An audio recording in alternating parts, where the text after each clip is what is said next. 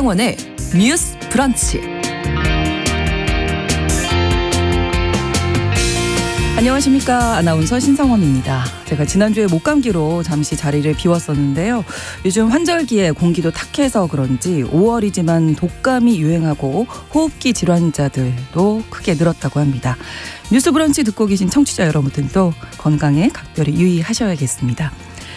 최근 법원이 여행지에서 알게 된 여성에게 수차례 연락을 해서 스토킹 처벌법 위반 혐의로 기소된 남성에게 유죄를 선고했습니다. 특히 이번 사건의 경우 피해 여성이 전화를 받지 않아 부재중 전화였지만 반복되는 전화로 공포심을 줬다면서 법원은 스토킹으로 판단한 건데요. 앞서 1심에서는 이 부재중 전화에 대해서 스토킹을 인정하지 않아 무죄로 판단했지만 이번 2심에서는 유죄로 봤기 때문에 스토킹 범위에 대해 더 넓게 판단을 한 겁니다. 다만 최근 부재중 전화와 관련된 비슷한 사건들을 두고 법원의 판단이 엇갈려 나오고 있는데요. 오늘 첫 번째 뉴스픽에서는 스토킹 범죄의 범위를 어디까지 봐야 하는지 들여다보겠습니다.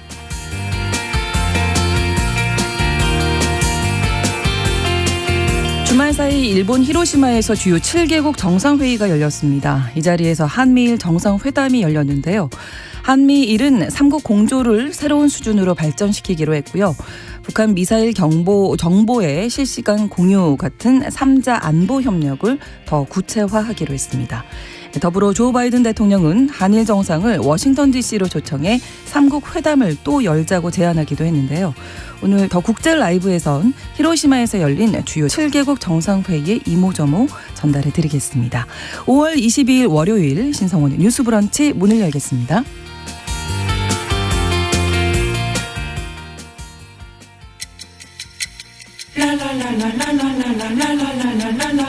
듣고 공감하고 진단합니다. 우리 사회를 바라보는 새로운 시선. 신성원의 뉴스 브런치 뉴스픽.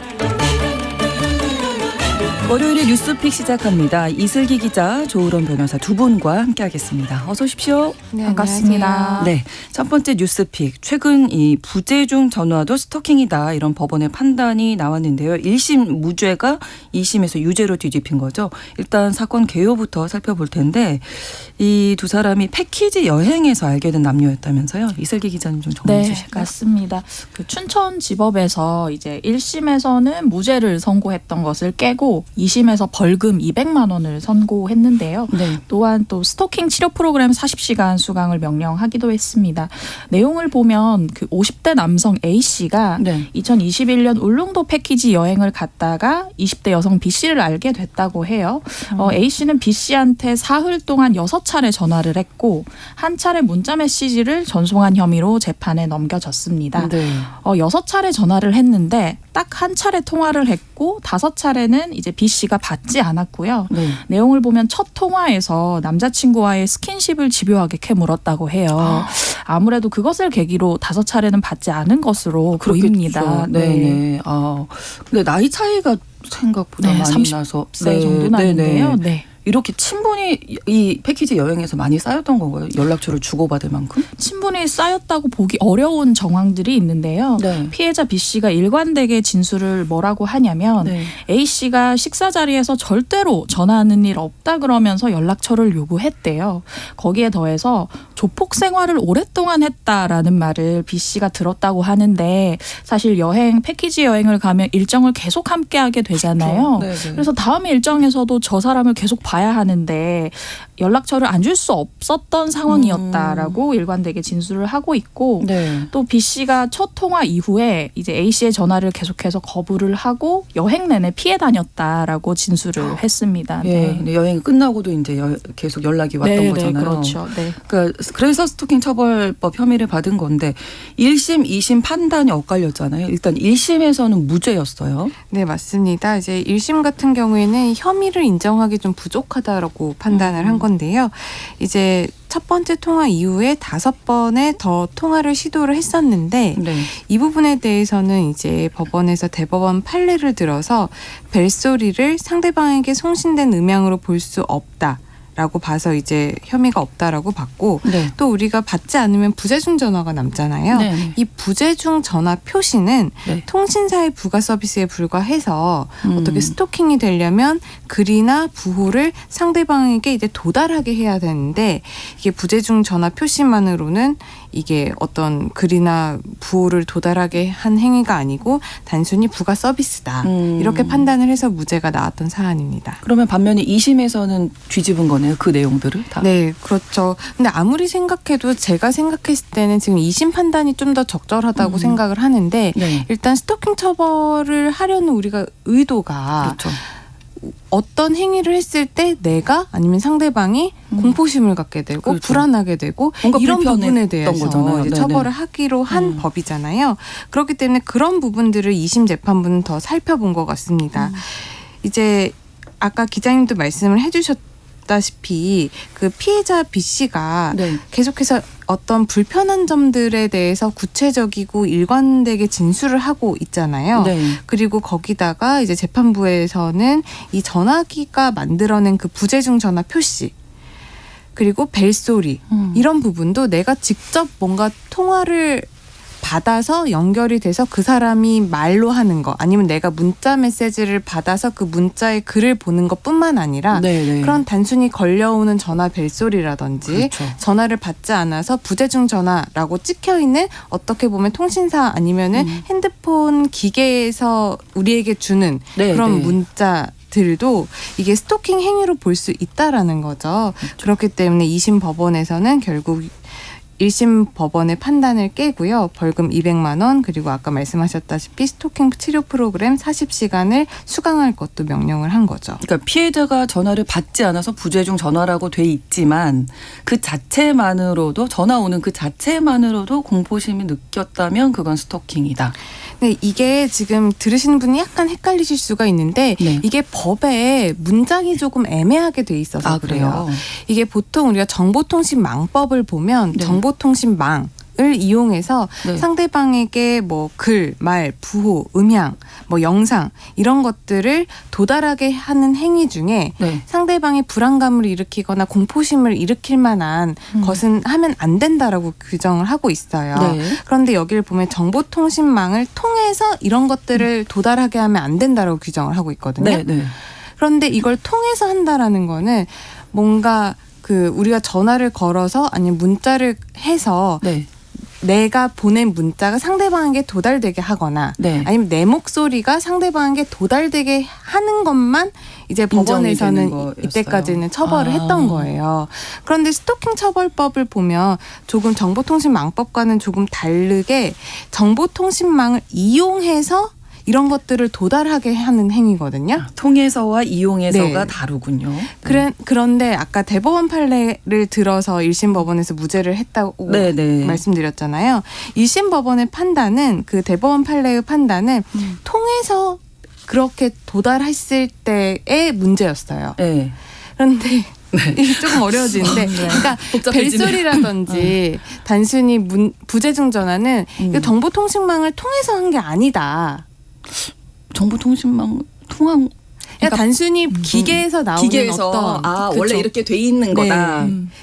그렇기 때문에 그 당시에는 무죄로 판단을 했었던 거고 그 당시에는 이 스토킹 처벌법이 없었던 겁니다. 아, 네네. 그런데 이번에는 이제 2021년에 스토킹 처벌법이 제정이 되면서 이제는 정보통신망을 이용해서 상대방에게 이런 글이나 뭐 음성이나 벨소리가 전달되게 되면 네. 처벌을 할 수 있는 규정이 만들어졌음에도 불구하고 계속해서 예전 판례를 대법원 판례가 들어서 있으니까. 그런 네. 통해서라는 것들로 하다 보니까 벨소리라든지 부재중 전화는 처벌을 하지 않는 사례들이 더 많았던 거예요. 아, 네, 네. 그래서 이번에는 2심에서는 이거를 이용한다라는 측면을 더 부각시켜서 내가 직접 전화를 받지는 않았지만 어쨌든 간에 부재중 전화가 찍힌 것은 네, 네. 상대방의 정보통신망 그러니까 어떤 휴대폰을 이용을 해서 그렇죠. 나에게 네. 도달을 하게 한 거기 때문에 이건 이제 유죄다라고 판단을 한 거고 네. 이번 사례뿐만 아니라 스토킹 처벌법이 제정이 된 이후에는 하급심에서 대법원 예전 판례를 들어서 무죄를 선고한 사건들도 있었고 네. 아니면은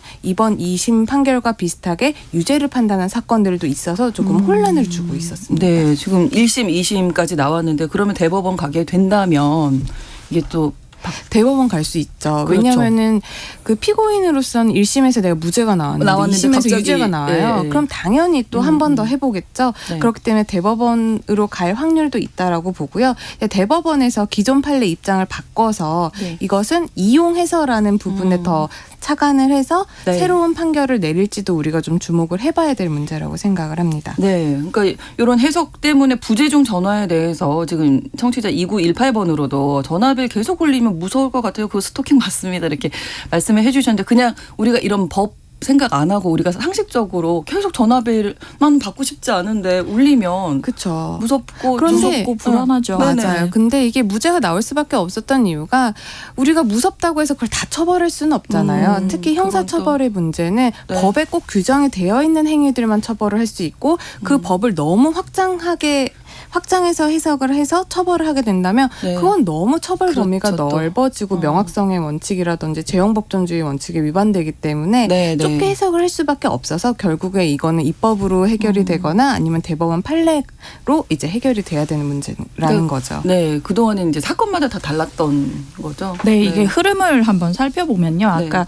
변호사님 말씀하신 것처럼 2005년도에 대법원 판례의 근거를 두고 이제 부재중 전화는 스토킹 범죄가 아니다라고 쭉 판결을 하다가 네. 2021년 10월에 스토킹 처벌법이 시행되고 그리고 관련 판례가 좀 쌓이면서 네. 지난해 11월에는 이 부재중 전화 표시도 스토킹 행위다라는 판단이 나오기 시작했거든요. 네, 네. 그때부터는 조금 더 전향적으로 결론을 내는 재판부가 좀 많아졌습니다. 네. 말씀하셨던 것처럼 그 정보통신망법에 나오는 통해서와 스토킹 처벌법에 나오는 이용하여의 문제가 있는 것이고요. 네. 그래서 개별 사건을 좀 살펴보면 이제 인천지법에서 냈던 이제 판결 같은 경우는 한 달 반 동안 전 연인에게 29차례에 걸쳐서 전화를 하고 네. 30번 넘게 문자 메시지를 보낸 40대 남성에 대해서 유죄를 선고했습니다. 네. 재판부가 뭐라고 말했냐면 피해자가 전화 대부분을 무시하거나 수신을 차단했어도 아까 말씀하신 것처럼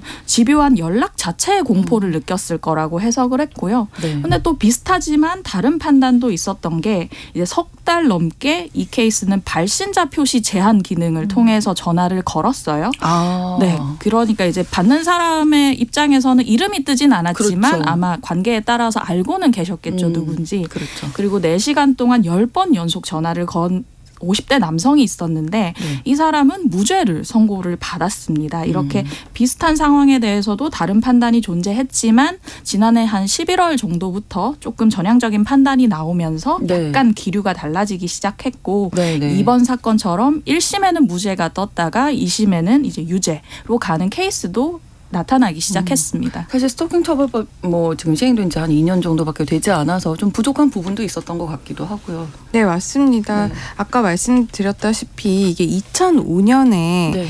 당시에는 스토킹 처벌법이 없으니까 정보통신망법으로 스토킹 행위를 처벌을 하려고 시도를 했었어요. 그런데 정보통신망법에 아까도 말씀드렸지만 정보통신망을 통해서 이렇게 전달을 해야 되니까 당시에는 대법원에서 네. 이 전화기 벨소리가 전화기 자체에서 발생하는 거지 법에서 금지하고 있는 정보통신망을 통해서 이 벨소리를 도달하게 한 건 아니다. 네. 그렇기 때문에 무죄가 나왔던 거거든요.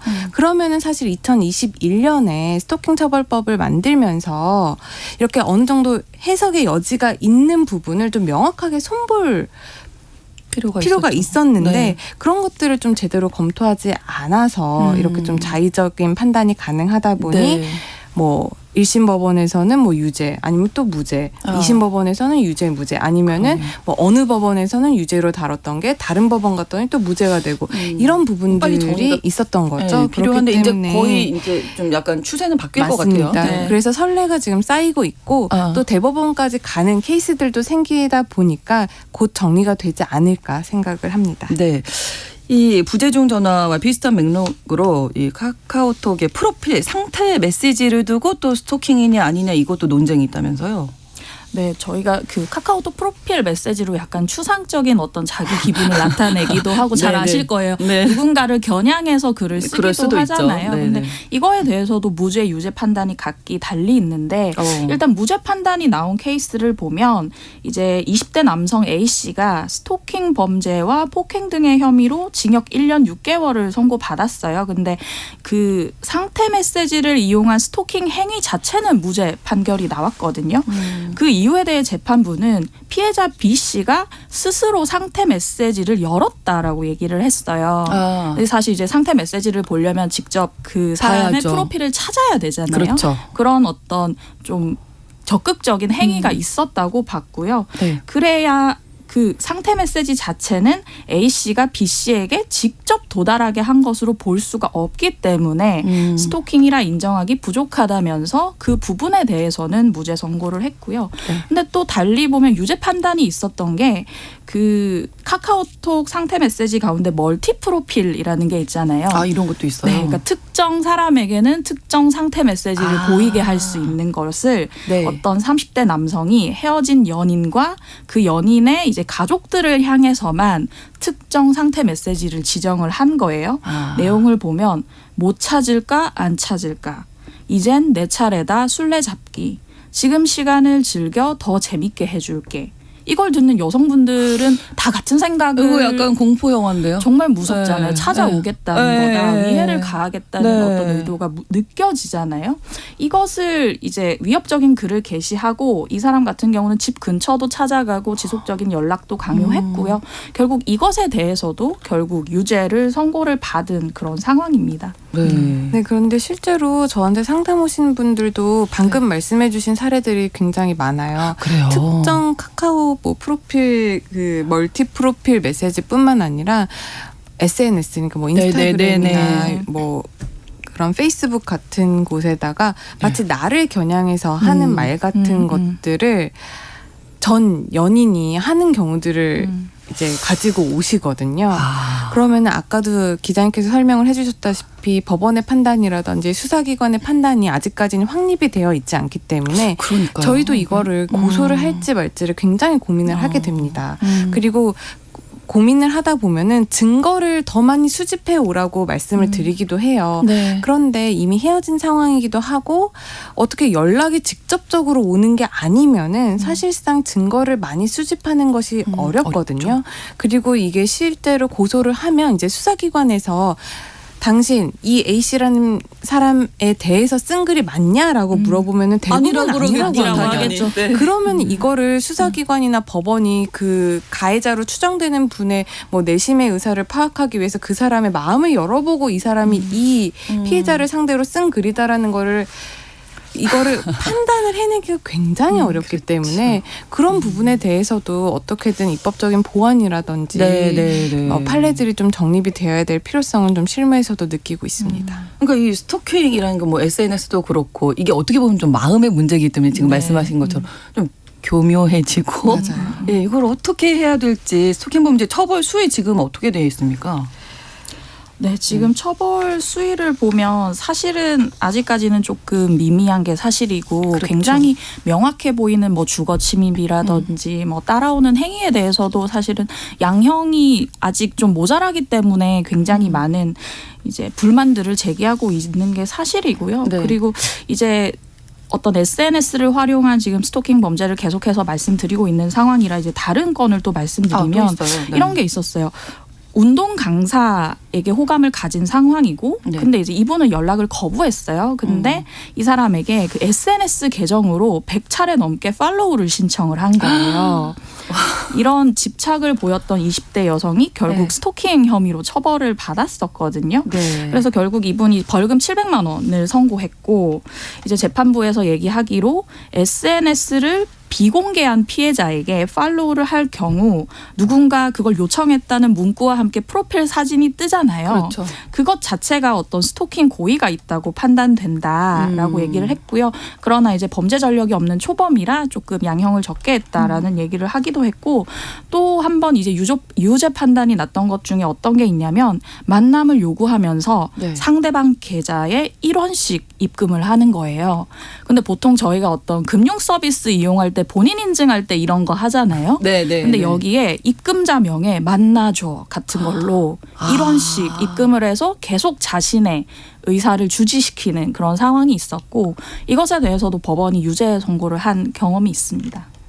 그럼 그 계속 뜨는 거죠. 만나줘 그쵸. 이런 만나줘 그럼 이런. 얼마나 이렇게. 무섭겠어요. 무서울 네. 것 같은데요. 이게 지금 스토킹 범죄가 굉장히 나쁜 범죄로 발전 가능성이 있고 그렇죠. 아니면은 더 악랄한 범죄와 경합해서 이루어지는 경우들도 많은데 일단은 현재는 스토킹 처벌법에 의해서 스토킹 범죄는 3년 이하의 징역 3천만 원 이하의 벌금에 처해지고 있고요.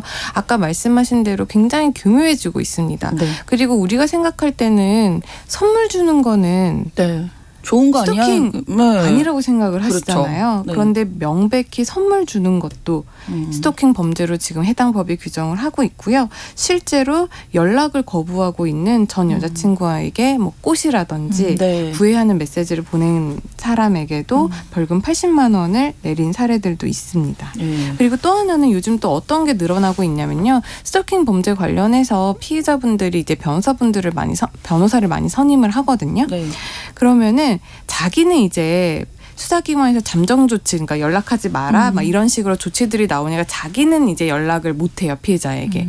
근데 변호사는 할 수 있잖아요. 왜냐하면 변호사에게 그런 잠정 조치가 내려지는 건 아니기 때문에 그렇죠. 변호사에게 부탁을 해서 연락해서 계속 이렇게 어떻게 보면은 좀 교묘하게 계속적인 접촉을 시도하는 네, 네, 네, 움직임을 네, 네. 보이고 있거든요. 그렇기 때문에 이제 피해자 그런 거 뭐 입장에서는 저런 거 다 싫을 것 같은데 그 사람이건 피해자는. 변호사건 그 사람의 어쨌든 입장을 관련된 나에게 모든 건 다 주는 싫잖아요. 거기 때문에 네, 네. 다 싫은데도 불구하고 좀 떠안을 수밖에 없는 그런 현실적인 한계는 존재합니다. 그러니까 법이 지금 현실을 따라가지 못하고 있는 가장 대표적인 게 스토킹 범죄 관련된 네. 것들이 아닐까 싶은데 지금 말씀 나누다 보니까 법 개정 좀 어떤 부분에서 필요하다고 보시는지 두 분 말씀 좀 들어볼까요? 네. 오늘 그 사건에서 네. 보듯이 사실 사건마다 판단이 다르고 다르면, 1심 다르고 2심 그렇죠. 다르기 때문에 법에 명문화해야 된다는 주장이 계속 나오고 있는데요. 네. 사실 그 생각이 들어요. 지금 상태로 그냥 두면 법원 판결이 오락가락하는 상황이면 사실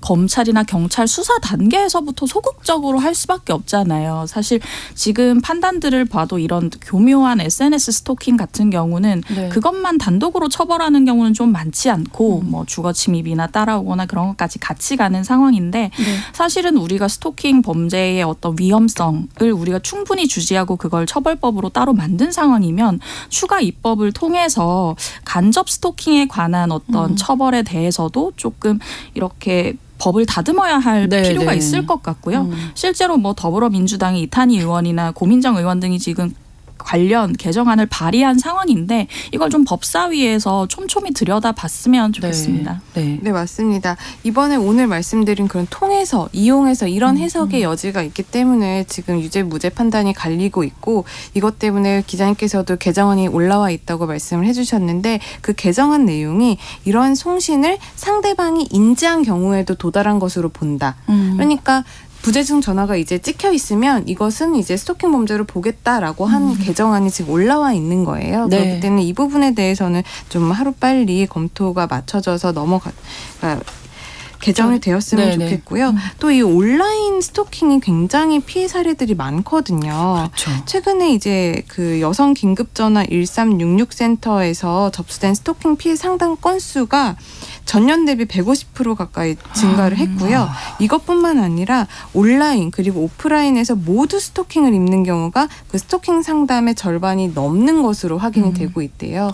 그렇게 본다면 온라인에서 이루어진 스토킹이 굉장히 늘어나고 있는 추세라고 한다면 이렇게 온라인에서 교묘하게 그리고 다양한 수법으로 날로 진화하는 이 스토킹 범죄를 우리가 또 어떻게 해결을 하고 네. 처벌을 하고 피해자들을 구제할 수 있을지 관련 법을 조금 더 면밀히 좀 고쳐보려는 노력이 필요하다라고 생각을 합니다. 그렇습니다. 첫 번째 뉴스픽 여기서 마치고 잠시 후에 두 번째 뉴스픽에서는 난임 부부에 대한 폭넓은 정책과 배려가 있어야 할 텐데 이 우리나라의 난임 정책에 대한 이야기 나눠보도록 하겠습니다.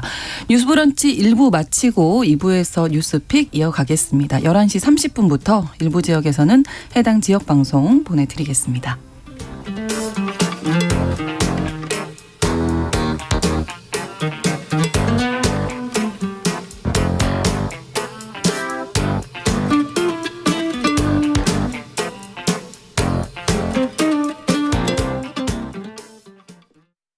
지금 시각은 11시 30분입니다. KBS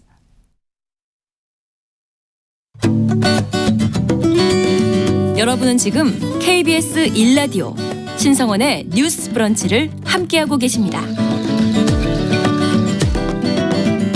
합계 출산율이 세계 꼴찌를 기록하고 있는 우리나라에서 또 한편으로는 아이를 낳고 싶어서 노력하는데 잘 되지 않은 난임 부부들도 많죠. 폭넓은 정책 또 배려가 있어야 할 텐데요.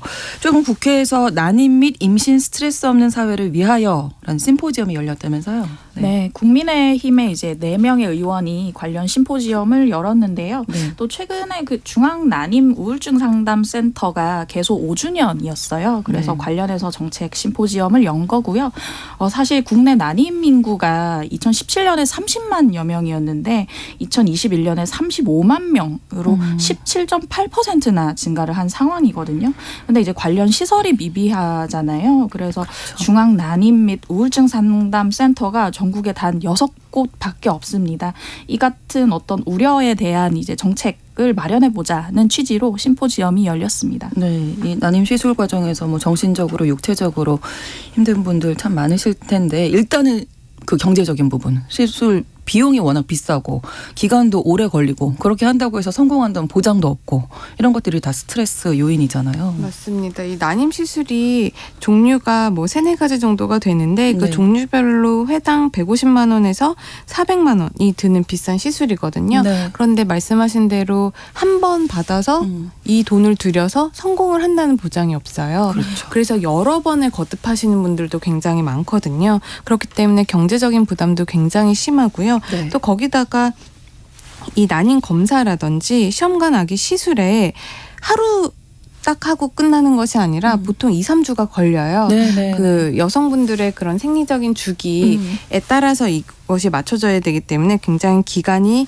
길어질 수가 있고 그렇죠. 또 이 기간 동안에 이제 집에서 그냥 내가 약만 먹으면 되는 것이 아니라 이 기간 동안에 뭐 서너 차례 아니면 혹은 더 그 이상 이제 병원을 직접 방문을 해서 검사를 받고 네. 이제 또 적절하게 치료나 처방을 받아야 되는데 그러다 보면 이제 직장에서 뭔가 휴가를 내고 네. 가기에 많이 눈치가 보이는 상황이라고 하고요. 또 이 난임 주사 같은 경우 주사 시술이 들어가야 되는데 주사를 뭐 적게는 뭐 2-3주에서 많게는 8주 이상 매일 같은 시간 배나 엉덩이에 맞아야 돼요. 네. 그런데 그 자기가 주사를 직접 놓을 수 있는 주사도 있고 아니면 꼭 병원에 가서 매일 맞아야 되는 주사도 있기 때문에 그런 부분에 대해서 경제적인 것뿐만 아니라 정신적인 것, 신체적인 것, 뭐 시간적인 시간도 것 그렇고. 여러 가지가 네. 지금 어려운 상황이라는 거죠. 네. 경제적인 부분이 얼마나 많이 드냐면 네. 아이들 난임 부부가 가진 아이들 가운데 태명이 소나타인 경우가 있대요. 그거는 이제 차 한 대 값이 들었다라는 네. 뜻으로 그런 언론 보도가 나오기도 하더라고요. 그렇군요. 예. 그러니까 어느 정도인지 짐작을 네. 해볼 수 있는데 그럼 지금 이제 정부의 난임 정책이 실제로 난임 부부들에게 얼마나 도움이 된지 이게 정말 중요한 거잖아요. 네, 지금 현재 상태를 보면 네. 일단 난임 시술비 지원 사업 같은 경우는 소득 제한이 있어요. 음. 중위소득의 180% 이하인 부부만 지원받을 수 있는데 중위소득 180%라고 하면 2인 가구 기준 월 소득 622만 원이거든요. 네. 근데 기존의 한국의 이제 신혼부부의 한 달 그 평균 소득을 보면 670만 원이라서 보통 이것을 다 상회하기 때문에 부부 중에 한 명이 일을 그만두지 않는 이상 이 지원비를 받기는 어렵다라고 보시면 되고요. 네. 그리고 병원 치료를 위한 휴가가 필요하다고 아까 변호사님 말씀하셨는데 그게 지금은 연간 3일입니다. 이 중에 최초 1일만 유급으로 인정을 받고 있는 상황이고요. 그러니까 정말 최소한의 그 인공수정을 위한 그 휴가만 보장이 되고 있다라고 보시면 될 것 같고 그리고 2022년 작년부터 난임 부부 지원 사업이 지방으로 이양이 됐어요. 네. 그래서 좀 지역에 따라 약간 지원 사업이 조금 다르거든요. 근데 이렇게 되면 어떻게 보면 지방 실정에 맞춰서 할 수 있다도 되겠지만 지자체가 상당한 재정 부담을 지게 되는 그런 또 난관이 있는 것으로 나오고 있습니다. 네. 일단은 뭐 관련해서 정신적인 고통이 대단하다 이런 이야기가 지난 국회 심포지엄에서 나왔겠네요. 네, 그렇습니다. 이제 최한나 중앙 난임 우울증 상담센터 센터장 같은 경우에는 이 난임 시설 환자 대부분이 우울이라든지 여러 가지 정서적인 문제를 호소하고 있다고 밝혔고요. 네. 실제로 경험 실태를 살펴보면 그 체외 수정 시술 과정에서 시술 여성의 주관적인 증상이나 부작용 경험을 한 사람들이 80%가 넘고 있다고 해요. 예. 그러다 보니까 사람들이 얼마나 이 시술 과정에서 정서적으로 힘든지 우리가 알 수 있을 것 같고요. 네. 또 하나 우리가 살펴보아야 할 연구 결과가 있는데 네. 첫째 아이를 출산을 할 때 난임을 경험하면 둘째 아이를 출산할 의향이 62%나 낮아진다는 연구 결과가 있습니다. 더 이상 아이 낳고 싶지 않다 이런 것도 난임을 너무 힘들었기 진행하는 때문에. 그 기간이 너무 힘들다는 거죠. 여러 가지로. 그러네요. 정부에서 출산율 해결하기 위해서 뭐 여러 가지 대책도 내놓고 있고 지원도 많이 하고 있는데 난임 관련해서 크게 달라지는 부분이 혹시 있을까요? 네, 지난 3월에 윤석열 대통령이 저출산 고령사회위원회를 본인이 직접 주재를 했었거든요. 네. 그때 나온 이제 내용들을 보면 이제 난임 시술비 지원이 아까 소득 기준이 있다고 말씀을 네. 드렸었는데 앞으로 지자체와의 협의를 통해서 소득 기준을 폐지하겠다라는 얘기를 했고요. 그리고 난임 치료 휴가가 좀 짧다는 의견이 많았는데 네. 이제 연 최대 3일로 제한됐던 이 부분에 대해서 최대 일수를 6일까지 늘리고 유급도 이틀로 늘리겠다라고 얘기를 했고요. 또 이제 그 가입력 보존을 목적으로 냉동한 난자를 이후 임신이나 출산을 위해 사용할 경우 네. 관련 비용 지원을 검토하겠다라고 얘기를 했습니다. 네, 앞으로 뭐 정신적인 돌봄 같은 것도 필요할 것 같은데 난임 관련해서 필요한 정책들 마지막으로 한 말씀씩 듣고 마치겠습니다.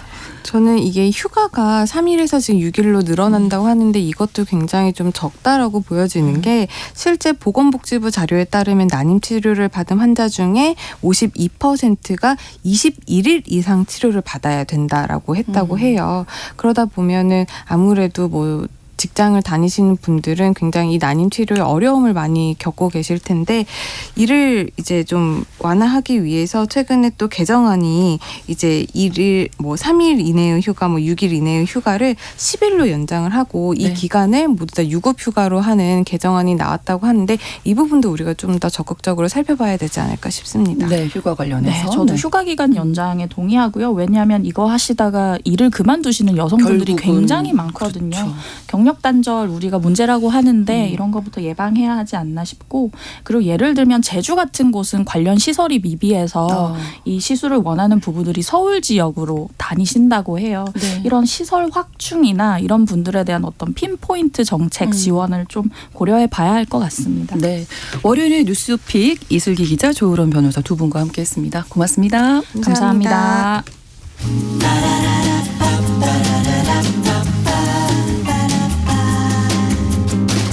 신성원의 뉴스 브런치는 여러분과 함께합니다. 짧은 문자 50원, 긴 문자 100원이 드는 샵 9730. 무료인 콩 앱과 일라디오 유튜브를 통해 참여해주세요. 알아두면 좋은 생활정보와 제도를 슬기롭게 정리해드리는 시간 슬기로운 뉴스 생활입니다. 서울신문 곽소영 기자와 함께하겠습니다. 어서 오세요. 안녕하세요. 자, 오늘 첫 번째 뉴스 어떤 건가요? 네, 혹시 마약김밥이라고 마약김밥. 좋아하시나요? 네, 좋아하는데 마약 쓰지 말자. 요즘에 그런 얘기 맞습니다. 많이 해서. 그 소식을 딱 가져왔는데요. 아, 정말요? 네. 일명 꼬마 김밥이라고도 부르는 작은 김밥을 마약 김밥이라고 부르잖아요. 네. 뭐 김밥부터 마약 옥수수, 뭐 마약 떡볶이 이런 식으로 음식 앞에 마약이 붙는 식품들이 많은데 한번 맛보면 마약처럼 끊을 수 없고 자꾸 두 번, 세 번 손이 간다. 이런 뜻으로 붙는 경우가 대부분입니다. 네. 그런데 앞으로는 이 마약김밥이라는 용어를 시중에서 점차 없앨 것으로 보입니다. 정부가 식품이나 음식점에 마약이라는 단어를 상업적으로 쓰지 않도록 규제에 나서기로 한 건데요. 네. 식품의약품안전처 그러니까 식약처가 지자체들과 논의를 해서 좀 각 지역의 음식점 간판이나 메뉴판에 담긴 마약이라는 용어를 개선하기로 했다고 밝혔습니다. 너무 많이 그냥 일상적으로 쓰다 보니까 정말 마약에 대한 경각심이 좀 사라지는 게 아닌가. 요즘엔 워낙 마약 관련 관련된 뉴스도 저희가 많이 다루고 해서 네. 그런 얘기 많이 하게 되더라고요. 네. 맞습니다. 안 그래도 요즘 마약 문제가 워낙 심각해서 나온 대책인데요. 네. 최근에 다른 연령대보다도 10대 미성년자 그리고 20, 30대 그렇죠. 청년층 마약 사범이 늘어나고 있잖아요. 네. 이 원인 중에 하나로 일상생활에서 마약이라는 단어를 너무 자주 접하다 보니까 마약에 대한 경계심 자체도 좀 낮아지고 마약을 익숙하게 친숙하게 여기게 된 게 마약 사범의 증가에 좀 영향을 미쳤을 수 있다. 이런 전문가들의 분석이 있었다고 해요. 네. 그래서 저번에도 말씀드렸지만 최근 5년 사이에 청소년 마약 사범이 304% 급증을 했거든요. 너무 심각하네요. 그렇죠. 그러니까 어린 나이부터 좀 청소년들이 마약이라는 단어를 평상시에 식당에서부터 익숙하게 접하지 않도록 네. 재밌게 여기지 않도록 고쳐 나가겠다는 겁니다. 근데 규제를 어떻게 하게 되나요? 네, 우선 음식점 이름이나 메뉴판에 마약이라는 단어를 이미 사용하고 있는 음식점들이 좀 있잖아요. 네네. 이 경우에는 다음 달부터 식약처의 소비자식품위생감시원이 직접 방문을 한다고 합니다. 그래서 업소명을 좀 변경해달라 이렇게 적극적으로 계도를 할 예정이고요. 네. 이미 간판이나 메뉴판에 마약이란 단어가 박혀 있으면 교체를 해야 하잖아요. 그 비용도 식약처가 지원을 할 예정입니다. 네. 이제 또 앞으로 영업을 새로 시작하시는 분들은 영업 신고서를 지자체에 제출을 하거나 가공식품의 품목을 보고를 하셔야 하는데요. 이때도 상호나 제품명에 마약이라는 단어가 들어가지 않도록 지자체가 적극적으로 권고하겠다고 밝혔습니다. 또 마약이란 단어를 사용하지 말자는 홍보 교육 영상도 좀 배포가 될 예정입니다. 네. 사실 식당 주인분들한테는요, 가게 이름도 되게 소중한 거잖아요. 그렇죠. 그래서 사실 이걸 바꾸는 게 용기가 좀 필요하신 일일 것 같기는 해요. 그렇지만 마약에 대한 인식이 좀 많이 바뀌어야 하니까 꼭 마약 김밥이 아니더라도 맛집이라는 인식이 생길 수 있도록 손님분들도 다 같이 협조를 해주시면 어떨까 싶습니다. 네. 자, 이제는 우리 일상에서 마약이라는 표현을 자제해야 한다. 이런 소식 먼저 네. 전해주셨고요. 다음 소식은 어떤 건가요?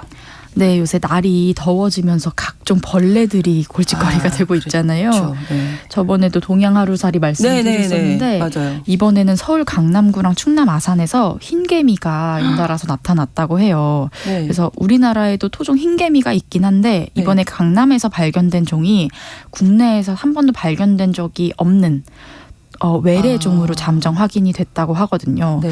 그래서 국민들도 그렇고 정부도 지금 긴장을 좀 하고 있습니다. 이게 피해를 주는 종류인가요? 네, 그렇습니다. 이 국립생태원이 지난주 목요일에 강남구에서 발견된 흰개미종이 마른나무 흰개미과의 크립토털미스종 외래 흰개미로 추정된다 이렇게 밝혔는데요. 네. 이 종의 외래 흰개미는 인간의 신체 자체에는 직접적으로 해를 끼치지는 않는데 별명이 목조주택 킬러, 목조주택 저승사자라고 하거든요. 네, 네. 네, 마른 나무를 굉장히 좋아하는 종이라서 오래된 목조 건물이나 뭐 나무 침대, 책상 같은 가구부터 액자까지도 갉아먹을 수가 있다고 합니다. 이번에 강남에서 발견된 흰개미들도 네. 나무 문틀 사이에서 발견이 됐다고 하거든요. 우리나라의 목조 건축물들이 사실 외국에 비하면 그렇게 많은 편은 아닌데 그렇죠. 한옥 같은 경우에는 나무 기둥 같은 게 있잖아요. 그래서 이 한옥 나무 기둥 이런 게 외래 흰개미의 서식지에 해당해서 네. 문화재 피해가 좀 우려가 되는 상황입니다. 실제로 기존에 우리나라에 살던 토종 흰개미가 1973년에 8만 대장경 경판을 갉아먹은 적도 있었고요. 그렇군요. 외국에서는 이번에 우리나라에서 발견된 이 흰개미 종이 목조 건물을 갉아먹어서 붕괴를 하는 사고까지 있었습니다. 이거 어떻게 대처해야 되나요? 그게 이제 문제인데요. 네. 사실 기존에 국내에 있던 그 토종 흰개미는 네. 땅 속에 살면서 젖은 나무를 갉아먹었거든요. 네. 그래서 국내에 있는 나무 중에서 수분 함량이 좀 30% 이상 넘어간다 하면은 레이저로 안에 흰개미류가 움직이는 게 있는지 좀 확인을 해서 방제를 하면 됐는데 네. 이 외래 흰개미는 마른 나무가 피해 대상이잖아요. 그래서 어디서부터 어디까지 뭐 가구까지 방제를 해야 되는지 그렇죠. 사실 쉽지가 않은 상황입니다. 그리고 토착종이 아니다 보니까 국내에 이 외래 흰개미를 잘 아는 방제 전문가가 그렇게 많지도 않습니다. 문제네요. 네. 네, 그래서 일단 혹시 이 외래종의 흰개미를 발견을 했다 하면은 피해 신고부터 하는 게 우선입니다. 이 외래흰개미는 3에서 7mm 정도의 작은 몸집에 더듬이가 머리보다 훨씬 길고요. 밝은 색의 몸통에 번식기가 되면 날개가 생긴다고 하거든요. 근데 이 종이 서식지를 한번 털을 잡으면 네. 적어도 5년 정도 적응을 해야 전체 무리의 한 1%에서 3% 정도만 번식용으로 날개가 생긴다고 해요. 네. 그러니까 이 말은 날개가 생긴 외래흰개미를 한 마리 발견했다는 건 적어도 근처에 이미 최소 한 100마리 정도 5년 이상 서식을 했다는 뜻이 되거든요. 그러네요. 네. 네, 그러니까 발견하는 즉시 네. 그 한두 마리 나온다고 해서 우리 흔히 말하는 뿌리는 살충제 있잖아요. 네네네. 그걸로 죽였다고 안심하시면 안 되고 그러네요. 즉시 국립생태원의 외래생물 신고센터에 신고를 해주시는 게 좋습니다. 네. 슬기로운 뉴스생활 서울신문 곽소영 기자와 함께했습니다. 고맙습니다. 감사합니다.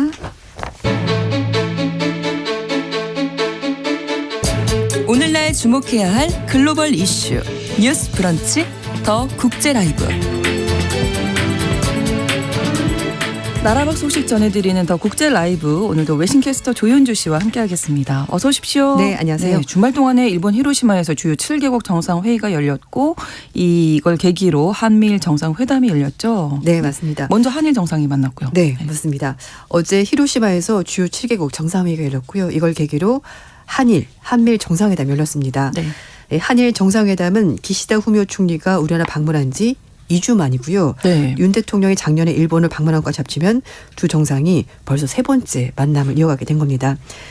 두 정상은 히로시마 평화기념공원에 있는 한국인 원폭 피해자 위령비를 공동으로 참배했고, 우리나라 대통령실은 그동안에 한일 양국이 과거사 문제를 해결하기 위해서 어떻게 보면은 말이 좀 위주로 됐었는데 네. 이번에는 좀 행동으로 실천한 것 같다, 뭐 이렇게 의미를 부여했습니다. 네. 한미일 정상회담은 뭐 10분이 채 되지 않은 좀 짧은 시간이었는데 어떤 얘기를 나눴나요? 네, 일단 뭐 사실 의제는 다 조율이 된 상황이었고 그렇기 네. 때문에 만나서 그냥 좀 이렇게 인사하는 그런 형식이 사실 되긴 했었거든요. 네. 그래서 기시다 후미오 총리, 그리고 우리나라 윤석열 대통령, 조 바이든 대통령 이렇게 3명이서 한미일 3국 정상회담 짧지만 어쨌든 네. 가졌습니다. 스탠딩 형식으로 진행이 된 건데요.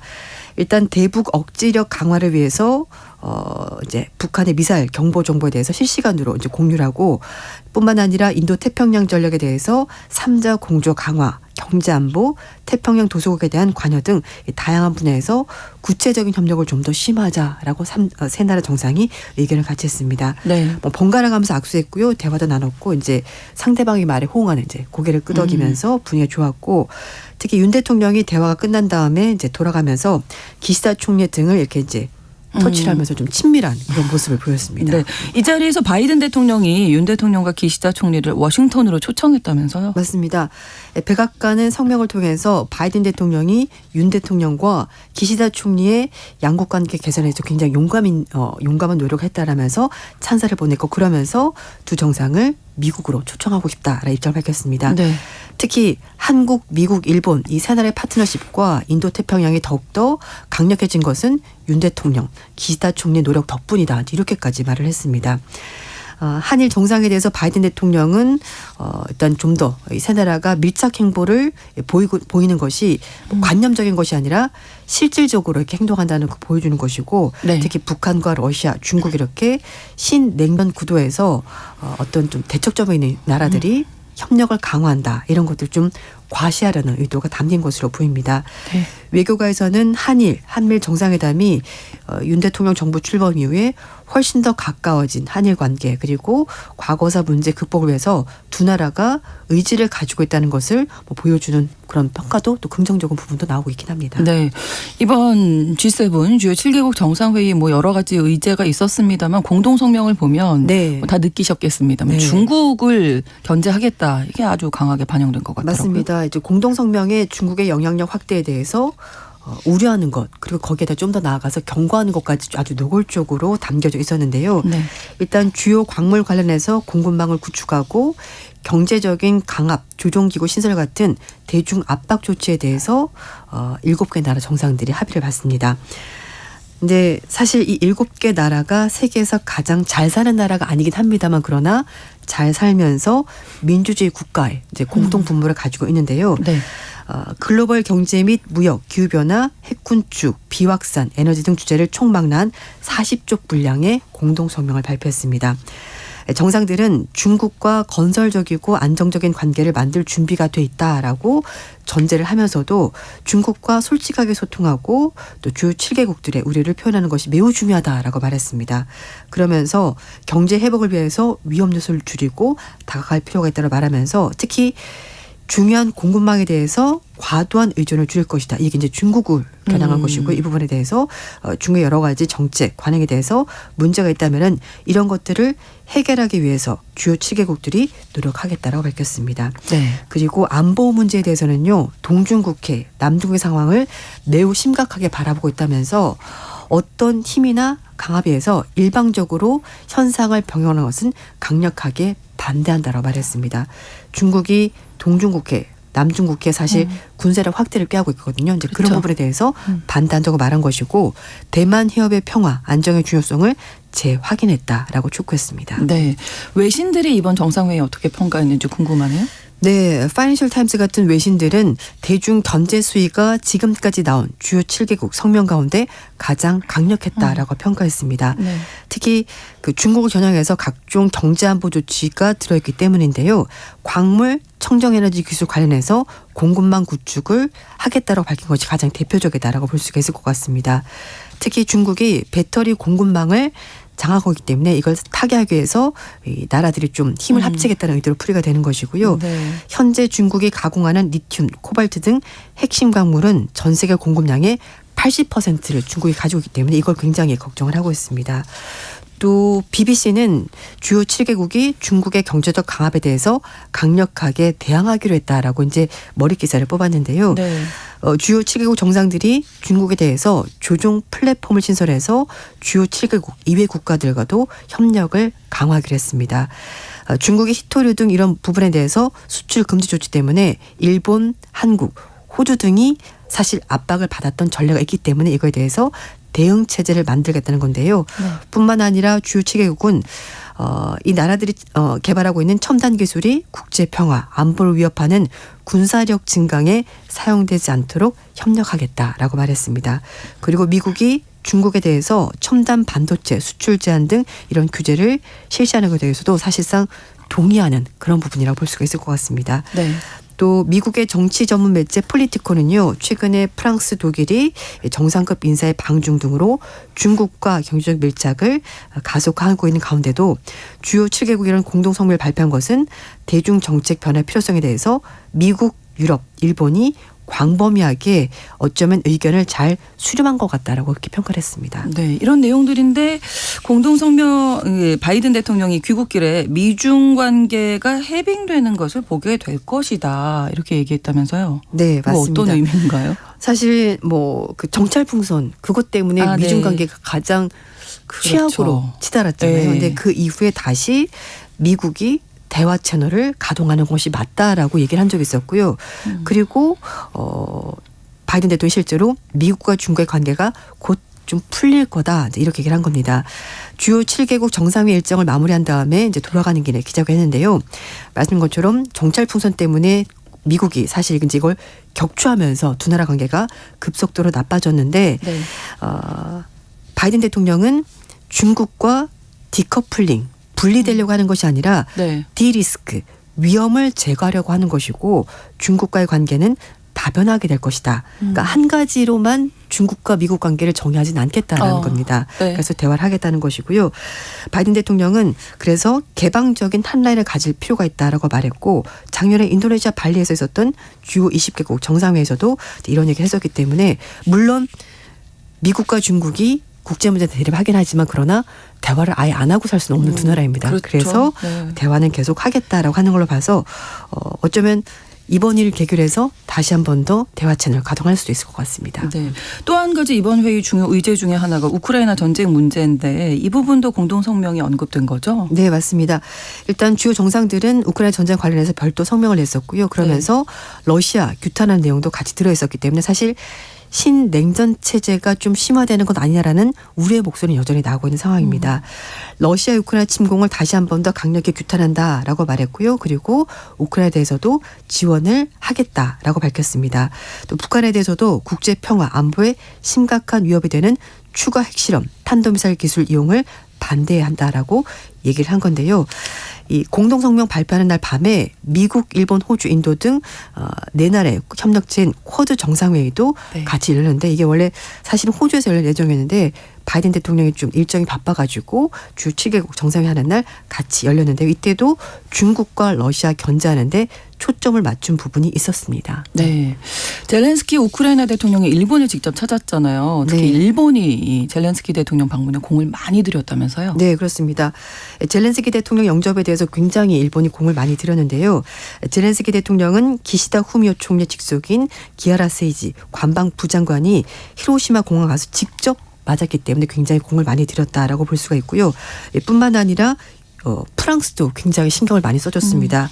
젤렌스키 대통령이 일본 오기 전에 유럽 갔다가 아랍에미리트, 그러니까 중동 지역 바쁘네요. 갔다가 그 다음에 네네. 일본에 온 거거든요. 그때 프랑스 정부가 전용기인 에어버스 A330을 이용해 줬습니다. 사실 뭐 기업체 총수들이나 이제 네, 자기 전용기 네, 타고 네. 여기 갔다 저기 갔다 하는데 프랑스 대통령이 파리 차는 젤렌스키 대통령 만나서 얘기를 하고 그 다음에 아랍연맹 회의 참석할 수 있도록 사우디아라비아까지 데려다 주고 네. 거기서 다시 그 비행기를 타고 일본으로. 히로시마까지 올 수 있도록 네. 태워다 준 거니까 지금 유럽 국가들도 이 우크라이나 전쟁 끝내기 위해서 굉장히 많은 공을 들이고 있고 협력을 하고 있고 지원을 하고 있다 이렇게 봐야 될 것 같습니다. 젤렌스키 대통령은 아무래도 G7에 적극적인 지원을 호소했을 텐데요. 네, 지금 전쟁이 아무래도 장기화되다 보니까 여러 가지 변수가 많이 작용을 하고 있고요. 특히 최대 격전지인 바흐무트가 러시아에 함락됐다는 보도가 나왔습니다. 그래서 젤렌스키 대통령이 주요 7개국에 좀 더 적극적으로 지원을 호소한 것으로 보이고요. 네.